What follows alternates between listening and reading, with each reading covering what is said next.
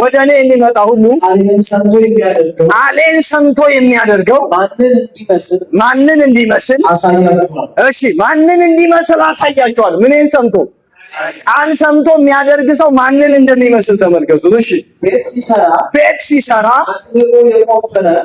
አጥልቆ ምን ያለ የቆፈረ በአለት ላይ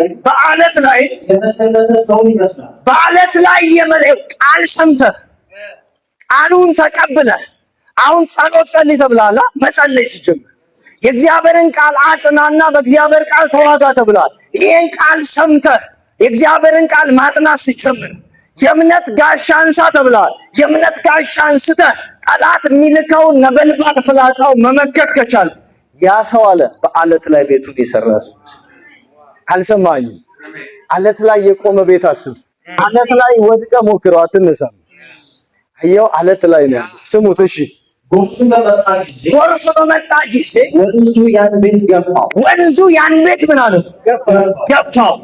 በአለት ላይ ስለተመሰረተ ያናውቀው አልቻለም። ወይኔ ለማን እናገር? ምን ነው አልቻለም? ዛሬ በጌታ በኢየሱስ ስም እናገራለሁ።